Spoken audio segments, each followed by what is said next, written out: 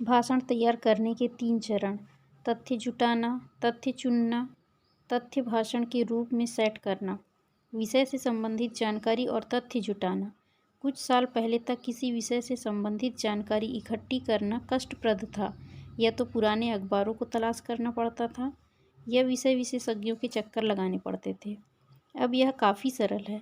आपको जिस विषय पर अपनी बात कहनी हो, विभिन्न स्रोतों से उससे संबंधित सामग्री जमा करें। स्रोत: इंटरनेट, संबंधित पुस्तकें, संबंधित विषय के विशेषज्ञ, समाचार पत्र, उस विषय की जानकारी रखने वाले लोग। सामग्री: सटीक तथ्य, आंकड़े, सारगर्भित जानकारी, विषय का भूत, भविष्य, वर्तमान, शंका समाधान, रोचक सामग्री। इसके अलावा भाषा को रोचक बनाने के लिए संबंधित कोई लघु कहानी या प्रसंग, रोचक चुटकुले जुटाएं। अपने परिवारजन, मित्रों और आपके परिचय में जो अच्छे वक्ता हों, उनसे भी सलाह लें। तथ्यों और सामग्री का चुनाव: जानकारी और आंकड़े जमा करने से ज़्यादा कठिन कार्य है उसमें से बोली जा सकने वाली बातें छांटना। अतः श्रोताओं की आयु, शिक्षा और आर्थिक स्थिति को ध्यान में रखते हुए चुनें। नवीनतम और प्रमाणित जानकारी चुनें। कोई विवाद उठने पर आपको स्रोत की जानकारी देनी पड़ सकती है। पुरानी पुस्तकों और उनके आंकड़ों को हमेशा जांच करके ही शामिल करें। तथ्यों को बढ़ा चढ़ाकर पेश न करें। धार्मिक और सांस्कृतिक मूल्यों पर आघात करने वाली बातें तभी शामिल करें जब आपको विवाद और चर्चा का विषय बनना हो। समय का विशेष ध्यान रखें। ज़्यादा लंबी सामग्री न चुनें। अश्लील या अभद्र सामग्री का चुनाव न करें। ऐसे चुटकुले शामिल न करें जो श्रोताओं के किसी वर्ग को आहत कर सकते हैं। भाषण चाहे छोटे कार्यक्रम में देना हो या विशाल आयोजन में, अपनी तैयारियों में कभी कमी न कीजिए।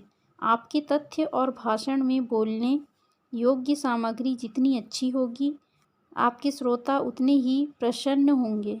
पूरे मन से सर्वश्रेष्ठ प्रयास कीजिए। आपको सामग्री के चुनाव में भी ऐसी ही मेहनत करनी होगी।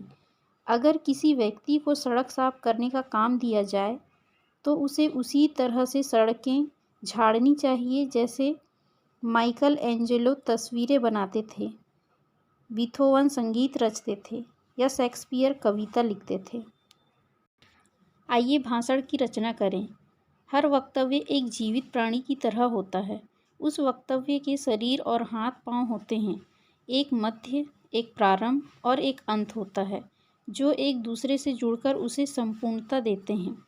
आपको जो भी जानकारी आयोजकों से प्राप्त हुई थी या आपने प्राप्त की थी, उस आधार पर आपने भाषण संबोधन हेतु उपयुक्त सामग्री जुटा ली है।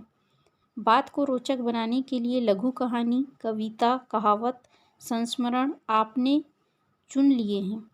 श्रोताओं को आप उनके बहुमूल्य समय की पूरी कीमत देना चाहते हैं, इसलिए आपने नवीनतम तथ्य और आंकड़े सही और विश्वसनीय सूत्रों से इकट्ठे किए हैं।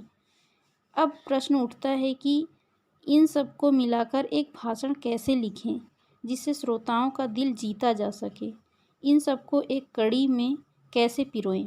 जिन्हें माइक पर बोलने का पूर्व अनुभव है, वे स्वयं की अपनी क्षमता, कार्यक्रम और योग्यता के अनुसार अपनी शैली में मनचाहा परिवर्तन कर सकते हैं। जहां मैं नए वक्ताओं के लिए उन सरल तरीकों की बात कर रहा हूं जिससे वे समय में बंधा हुआ एक जोरदार भाषण दे सकें। भाषण से जुड़े पहलुओं पर आगे के अध्यायों में हम विस्तार से चर्चा करेंगे। अपने भाषण को 3 हिस्सों में विभाजित कीजिए: शुरुआत, मध्य, अंत। आपको दिए गए कुल समय का 15 से 20% शुरुआत को, 60 से 70 मध्य को तथा 15 से 20 अंत के हिस्से को दीजिए। उदाहरण के तौर पर 10 मिनट के भाषण के कुल समय को ऐसे बांटिए: शुरुआत 1 से 2 मिनट, मध्य 6 से 7 मिनट, अंत 2 मिनट। अध्ययन कहते हैं कि एक संतुलित प्रस्तुति में प्रारंभ और अंत लगभग समान समय लेते हैं। विशिष्ट अवसरों पर वक्ता इनमें इच्छानुसार परिवर्तन करते हैं। भाषण की शुरुआत। भाषण की शुरुआत विभिन्न शैलियाँ। भाषण का प्रारंभिक हिस्सा कैसा हो? भाषण एक चुटकुले व्यंजन की तरह है जिसमें सभी प्रकार के मसालों का सही अनुपात होना चाहिए।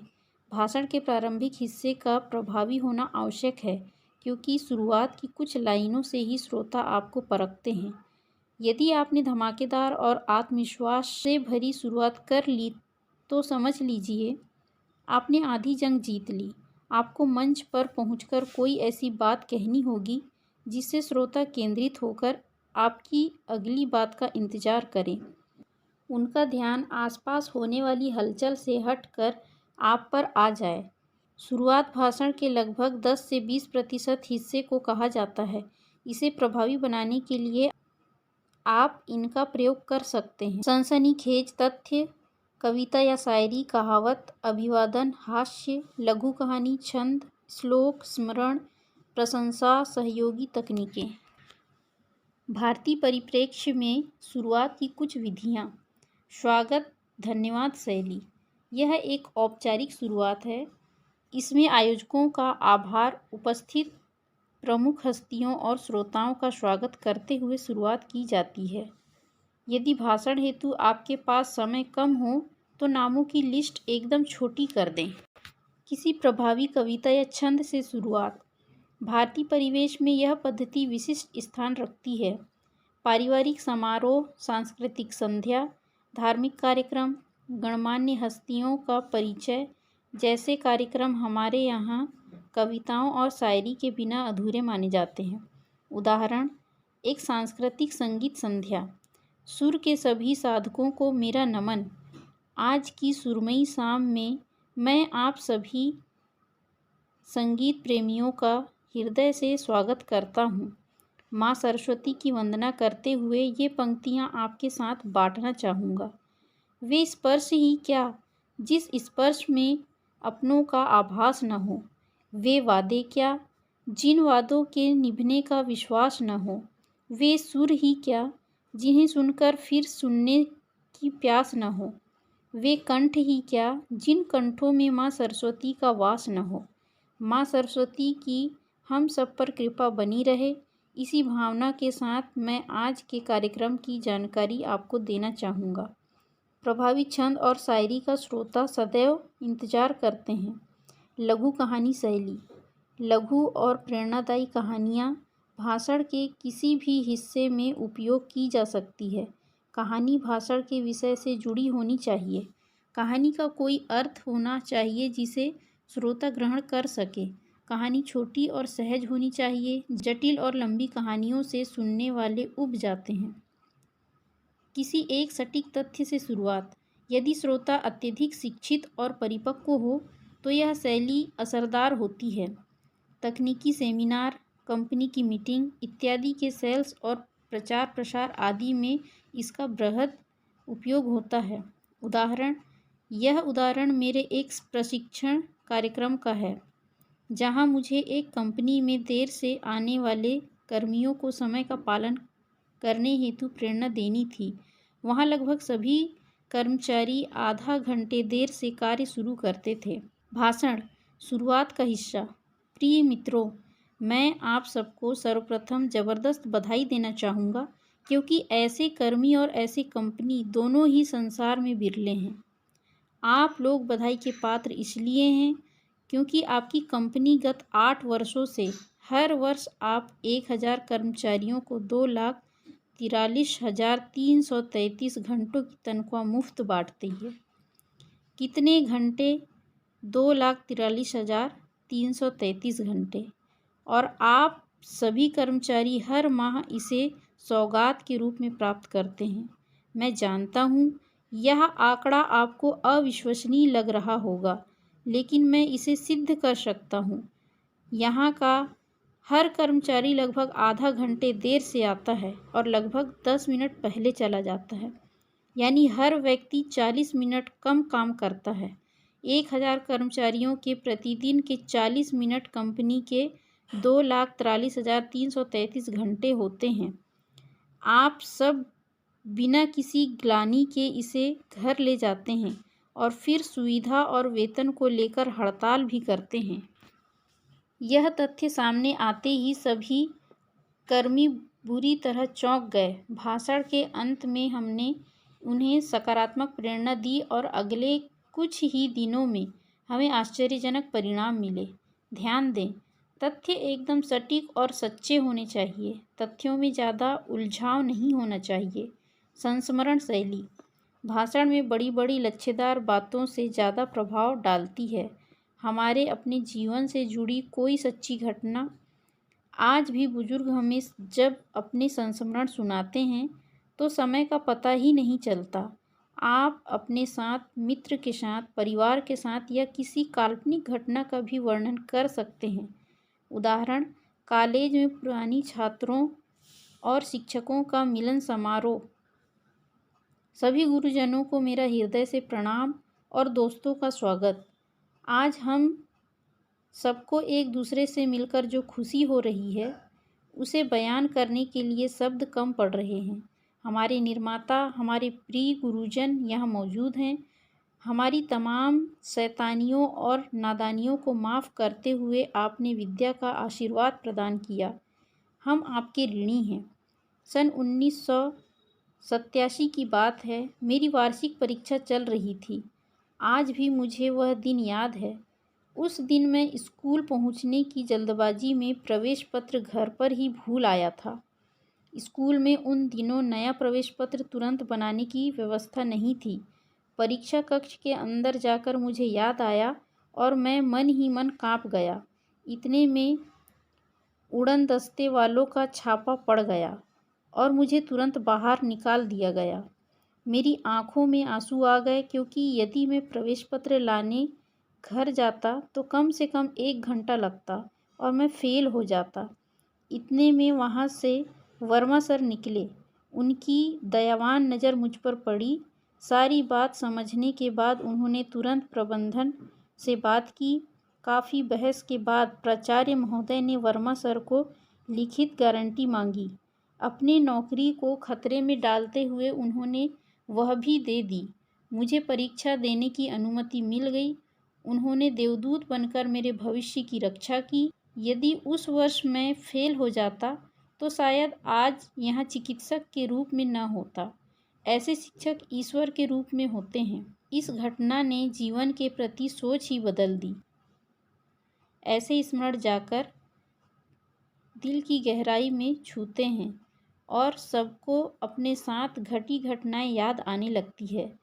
संस्मरण सफल भाषण से सबसे कारगर हथियार में से एक है। शुरुआत में ध्यान रखने योग्य बातें। शुरुआत में आदरणीय, सम्माननीय कहते हुए लंबी लिस्ट ना बनाएं। शुरुआत संक्षिप्त और प्रभावी रखें।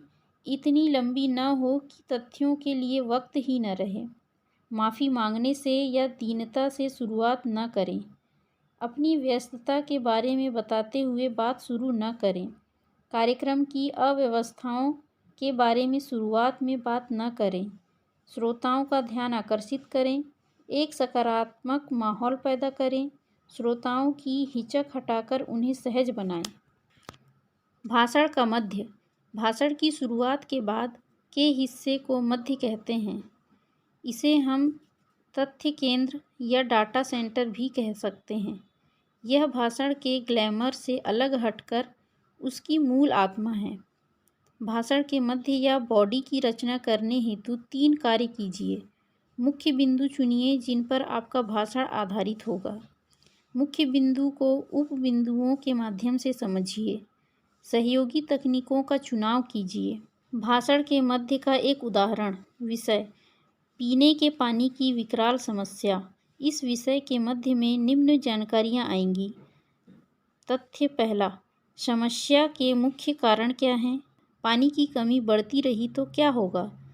पानी का दुरुपयोग कैसे रोकें? पानी का संग्रह कैसे करें?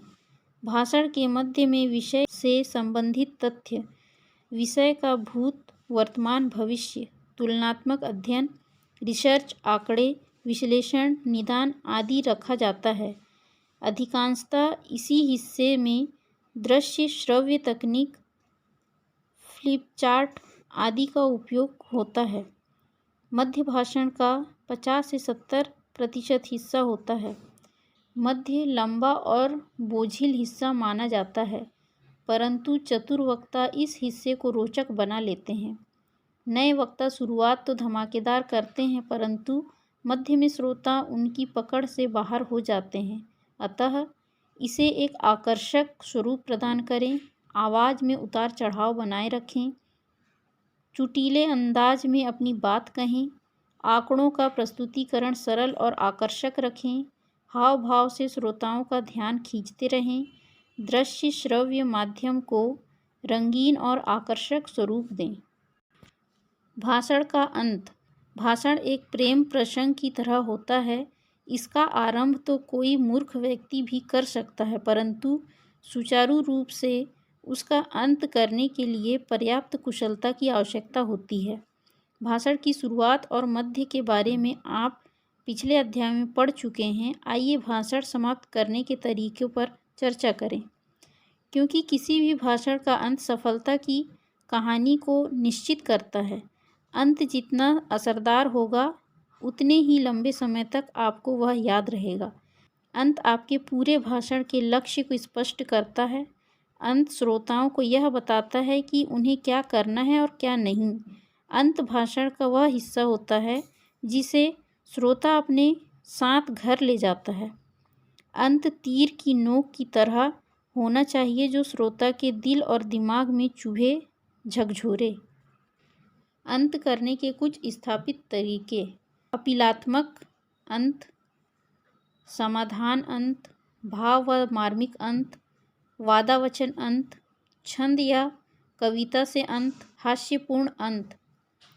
अपीलात्मक अंत: राजनैतिक मंच से जन कल्याण के मुद्दों पर अधीनस्थों की मीटिंग आदि में किसी एक बात की अपील करते हुए अंत किया जाता है। इसके अच्छे परिणाम आते हैं और सुनने वाले उस कार्य को करने हेतु प्रेरित होते हैं। बड़े बड़े राजनेताओं की अपील खून से सड़कें लाल कर देती है। हिटलर अपने भाषणों का रात रात भर पूर्वाभास किया करते थे और अपने सैनिकों के बीच जाकर ऐसे तेज धारा वाली अपीलें करता था कि सैनिक एक इशारे पर सही गलत सब कुछ करने को तैयार होते थे। श्री महात्मा गांधी ने एक बार एक आम सभा में अपील की, देश के लिए सर्वस्व न्यौछावर कर दो। देखते ही देखते औरतों की कलाइयाँ गले आभूषण से खाली हो गए। पुरुषों के पास जो कुछ था राव अपहरण कर दिया। अपील में असीमित ताकत होती है। अपील यदि सकारात्मक हो और दिल से की जाए तो शानदार परिणाम मिलते हैं। अपीलात्मक अंत को एक हथियार की तरह इस्तेमाल करें। समाधान अंत: समस्याओं पर विचार करने के लिए जब विषय विशेषज्ञ को बुलाया जाता है तो अक्सर इस प्रकार का अंत उपयोग में आता है। इसमें बिंदुवार समाधान सुझाए जाते हैं और उनके माध्यम से भाषण खत्म होता है, जिससे श्रोता के दिमाग में समस्या हल करने का तरीका आ जाता है। इसमें ठोस बातों और सटीक तथ्यों का समावेश होता है। भाव अंत, मार्मिक अंत, इमोशनल अंत। भारत भावना प्रधान देश है। हमारे लिए रिश्तों का, परिवार का, मित्रों का, भावनाओं का बहुत महत्व है। भावनाओं से भरा अंत श्रोताओं की आंखें गीली कर देता है, स्तब्ध कर देता है। वे इतने डूब जाते हैं कि कभी कभी तालियां बजाने के लिए भी हाथ नहीं उठा पाते। उदाहरण: सावधानी से वाहन चालन पर एक चर्चा का अंत। मैं आपसे अपने दिल की बात कहना चाहता हूँ। आपको पूरा हक है कि तेज़ गति से गाड़ी चलाएं, परंतु एक बात हमेशा याद रखिएगा कि घर पर पत्नी दरवाजे पर आपकी आहट का इंतज़ार कर रही है। बच्चे दिन भर के लड़ाई झगड़े के किस्से आपको ही सुनाने के लिए बेचैन हैं। आपने जो चॉकलेट लाने का वादा किया था, उस वादे के इंतज़ार में वे तेज़ी से होमवर्क पूरा कर रहे हैं। आपकी बूढ़ी माँ भी अब तक बैठी है कि आप घर पहुँचें तो वो आपसे चंद बातें करे और सोने जाएं। क्या आप अपने बिना अपने परिवार की कल्पना कर सकते हैं? आपकी तेज गति और जरा सी असावधानी उनके जीवन में सदा के लिए अंधेरा ला सकती है। क्या आप चाहते हैं कि उनका इंतज़ार इतना लंबा हो कि कभी खत्म ही न हो। निर्णय आपके हाथ में है। ऐसे अंत श्रोताओं को सोचने पर मजबूर कर देते हैं। ऐसे अंतों में अक्सर नाटकीयता भी डालनी पड़ती है। सबकी आंखें नम हो जाती है और कई श्रोता रो पड़ते हैं। ऐसे अंतों का हमेशा सही बातों के लिए इस्तेमाल करेंगे तो आपकी सच्चाई आपकी आवाज़ का जादू बनकर सीधे श्रोताओं के दिलों पर असर करेगी। धन्यवाद ज्ञापन के साथ अंत। सामान्य महफिलों में आयोजकों को और श्रोताओं को धन्यवाद देते हुए अंत कर सकते हैं। ये आपके विनम्र होने का प्रमाण देती है। यह एक औपचारिक स्वरूप प्रदान करती है। ज़्यादा भारी और झूठे धन्यवाद न दें। आपके धन्यवाद अंत में अनावश्यक लाइनें नहीं होनी चाहिए। एकदम सहज सरल अंत करें और विनम्रता से अपना स्थान लें। बार बार अंत न करें। वादा वचन अंत। इस अंत में आप श्रोता से कोई वादा करने को कहते हैं या उन्हें वचन में बांधते हैं। उदाहरण, तंबाकू, बीड़ी आदि के खिलाफ एक भाषण के अंत का हिस्सा। बच्चा अपने माता पिता को आदर्श मानता है। वो सोचता है कि जो भी माँ बाप कर रहे हैं ठीक कर रहे हैं। जाने अनजाने वो भी इन आदतों को अपनाता है। हम घर में तंबाकू का सेवन करते हैं। सार्वजनिक जगहों पर धूम्रपान करते हैं। हम नन्हे मुन्नों के नाजुक मस्तिष्क में जहर भर रहे हैं। उन्हें प्रेरित कर रहे हैं कि वे भी ऐसा करें। हमें संभलना होगा। सोचिए, यदि हमारे बच्चे हमारा अनुसरण करने लगे तो? यदि हम उन्हें साफ और स्वस्थ भविष्य देना चाहते हैं ताकि कल वे हमें इन आदतों के लिए दोषी न ठहराएं, तो हमें आज स्वयं को रोकना होगा। आइए हम अपने बच्चों को एक स्वस्थ भविष्य देने के लिए संकल्प लें कि हम तंबाकू, बीड़ी, सिगरेट आदि का सेवन नहीं करेंगे, ताकि हमारे बच्चे गर्व से कह सकें, हमारे माता पिता हमारे आदर्श हैं। कविता या शायरी से अंत। यदि आपकी शैली अच्छी है तो कहीं भी कभी भी आप अपने वक्तव्य के लक्ष्य से जुड़ी कविता या शायरी के साथ अंत कर सकते हैं। याद रखें, कविता पाठ स्पष्ट ठहराव के साथ और पूर्ण अभ्यास के साथ करें, अन्यथा कविता के साथ आपका प्रभाव भी कम हो जाएगा। उदाहरण, आत्मविश्वास पर भाषण के अंतिम हिस्से की चंद पंक्तियाँ। जब तक हम खुद की कीमत नहीं समझेंगे, दुनिया हमारी कीमत नहीं समझेगी। हम इस दुनिया में सिर्फ असफलता और हार के लिए नहीं आए हैं। ढेर सारी प्रसिद्धि और सफलता हमारी राह देख रही है। आइए ज़बरदस्त योजना के साथ एक ऊंचा लक्ष्य बनाएं और मन में ठान लें कि चाहे कोई भी बाधा हो, अब हम नहीं रुकेंगे। इन अंतिम लाइनों के साथ हम सब लक्ष्य की ओर बढ़ेंगे। शब्दों में हो दम इतना कि आह निकलनी चाहिए। दुश्मनी की रंजिशों की दीवार सिमटनी चाहिए। खुदी हो बुलंद इतनी बाधाएं पिघलनी चाहिए। मन में कुछ भी ठान लो, तकदीर बदलनी चाहिए। हास्यपूर्ण अंत। बोझिल भाषणों को, तकनीकी भाषणों को और अन्य सम्मेलनों को हास्य के साथ समाप्त किया जाता है ताकि श्रोता ताजगी महसूस कर सकें। इसके लिए स्वयं को भी हास्य का पात्र बनाया जा सकता है। गंभीर मुद्दों पर, ज्वलंत मुद्दों पर संदेशात्मक भाषणों में हास्य से अंत कभी न करें, अन्यथा श्रोता पर अपेक्षित प्रभाव नहीं रह पाता और श्रोताओं के मनोमस्तिष्क में आपके संदेश की जगह हास्य आ जाता है। अंत में ध्यान देने योग्य बातें।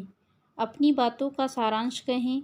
यह सारांश श्रोता के दिमाग में लंबे समय तक रहता है। आप वक्तव्य के महत्वपूर्ण तथ्यों को और कार्य योजना को अंत में पुनः दोहराएं। अक्सर लंबे भाषण में श्रोता याद नहीं रख पाते हैं कि उन्हें क्या दिमाग में रखना है और क्या भूलना है। महत्वपूर्ण तथ्यों के दोहराव के बाद ही ऊपर दी गई किसी भी शैली से अंत करें। अंत के शब्द बिल्कुल स्पष्ट, अर्थपूर्ण और प्रभावी हों। कभी भी ये बार बार न कहें कि मैं बस इतना कहूँगा या मैं अंत में यह कहना चाहता हूँ। श्रोता यह समझ नहीं पाता कि आप अंत कब करेंगे। अंत सिर्फ एक बार कहें और एक बार करें। अंत स्पष्ट रखें। आवाज़ में उतार चढ़ाव इतना साफ होना चाहिए कि श्रोताओं को पता लगे कि अब उन्हें तालियां बजाना है। कभी कभी आप भाषण खत्म कर देते हैं और श्रोताओं को तालियां बजाने का मौका ही नहीं मिलता। सारांश। कार्यक्रम श्रोता और उद्देश्य से संबंधित जानकारी जमा कीजिए। उस जानकारी के आधार पर स्रोतों से संबंधित सामग्री जमा कीजिए। उसमें से बेहतरीन, नवीन और प्रमाणित तथ्यों को छांटिए। भाषण की रचना। भाषण की शुरुआत, श्रोताओं का ध्यान अपनी ओर आकर्षित कीजिए। कहानी, शायरी, संस्मरण आदि का उपयोग कीजिए। भाषण का मध्य, इसे सर्वाधिक महत्व दीजिए। समय के अनुसार तथ्य चुनिए। यदि 6 मिनट का समय है तो लगभग 2 या 3 विचारणीय मुख्य बिंदु रखिए। प्रथम मुख्य तथ्य को उप तथ्यों की मदद से समझाइए। द्वितीय मुख्य तथ्यों को उप तथ्यों की मदद से समझाइए। सहयोगी तकनीकों का उपयोग कीजिए। भाषण का अंत, प्रभावी शब्दों में सार समझाइए जिसे श्रोता याद रखे। अपील, वादा, सवाल, कहानी, शायरी, सूक्ति आदि से अंत कीजिए।